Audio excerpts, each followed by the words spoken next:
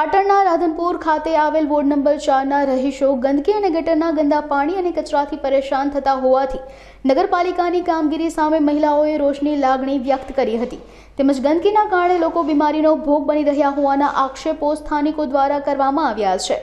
સાથે જ તાત્કાલિક ધોરણે નગરપાલિકા દ્વારા સાફ સફાઈ અને ગટરની કામગીરીની સફાઈ કરવામાં આવે તેવી માંગ પણ કરવામાં આવી છે। ઉપરાંત જો કોઈ કામગીરી કરવામાં નહીં આવે તો નગરપાલિકા સામે ગાંધી ચિંધ્યા માર્ગે આંદોલનની ચીમકી પણ સ્થાનિકો દ્વારા ઉચ્ચારવામાં આવી છે। મારું નામ જ્યોતિબેનજી જોશી, રાધનપુર મહિલા શહેર પ્રમુખ કોંગ્રેસ। આજે હું રાધનપુર વોર્ડ નંબર 4 વિસ્તારમાં મુલાકાતે આવી હતી। ત્યાં લોકોનો પ્રશ્ન એવો છે કે એ લોકોને અહીંયા ગટર ગઢાય તો એ ઢગલા ભરાતા નથી અને ઢગલા ભરાય તો ગટરો ગઢાતી નથી। પાણી આવે ત્યાં લોકોના ઘર આગળ પાણી ભરાય છે। આ લોકોએ અનેકવાર રજૂઆતો કરી છે નગરપાલિકા સુધી, પણ કોઈ સાંભળવા તૈયાર નથી।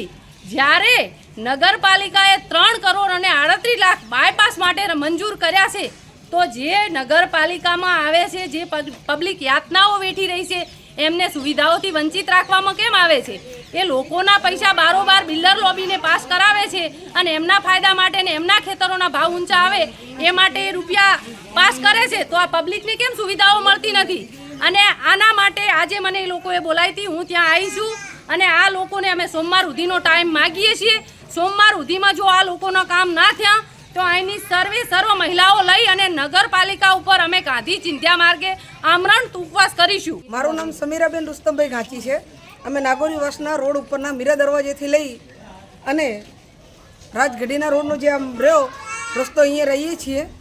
અમને કેવો 2-3 વર્ષથી કોઈ નહીં ગટર કાઢવાનો રસ્તો, નહીં પાણીનો કે કોઈ નિકાલ થતો નથી, કચરો, જેથી એટલા માણસો બીમાર, એટલા માણસો ઘરે ઘરે ખાટલા, મચ્છર અને તકલીફ। નગરપાલિકાવાળા કોઈ ખબર લેવા કે કોઈ કશું નહીં, જ્યારે ચૂંટણી હોય ત્યારે એ લોકો આવે છે, બાકી ચૂંટણી પછી કોઈ લમણો વારતું નથી અને જવાબ દેતા નથી। તમે અત્યારની હાલતની અંદર જુઓ તો અમારા ઘરે ઘરે બાયણાના આગળ એટલે ઘૂંટણ સમાણા પાણી ભરાય છે, બરાબર। ગટર કાઢે તો કચરો નહીં ભરતા, કચરો ભરે તો ગટર નહીં કાઢતા। રોડની તો પરિસ્થિતિ એટલી છે કે માણસ ખાલી હેડવા માટે પણ હેરાન છે। ખાલી હેડવું હોય તો માણસને તકલીફ પડે છે, જેથી કોઈ બી માણસને કોઈ બી હાદસો થઈ જાય કે કાંઈ બી થઈ જાય તો નગરપાલિકા કોઈ જવાબ દેવા તૈયાર નહીં। બાકીનું રાધનપુરની અંદર આજુબાજુના રોડ રસ્તા તમે જોઈ લો કેવા છે, બરાબર। આની અંદર કેટલા રૂપિયા મંજૂર કરે છે નગરપાલિકા, બારોબાર રોડ કરે છે, રસ્તા કરે છે, બારોબાર હેડે છે।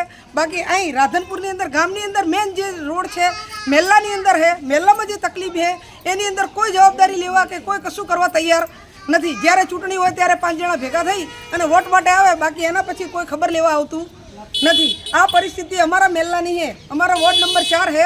આની અંદર એટલી તકલીફ છે કે કોઈ મેલ્લામાં કોઈ કહેવા જાય તો કોઈ સાંભળવા તૈયાર નથી। આવી પરિસ્થિતિ 2-3 વર્ષથી ચાલે છે, બરાબર। એનો કોઈ જવાબ દેવા તૈયાર નહીં। મીડિયામાં અમે 2 થી 3 વાર આપ્યું હોય, પહેલી વાર નહીં, અને નગરપાલિકાની અંદર અમે કેટલી વાર લેખિતમાં જવાબ આપ્યો હોય, બરાબર। કોઈ સાંભળવા તૈયાર નહીં ને એ કામ કરવા તૈયાર નહીં। જ્યારે જ્યારે અમને વોટ લેવો હશે ત્યારે એ તૈયાર થશે।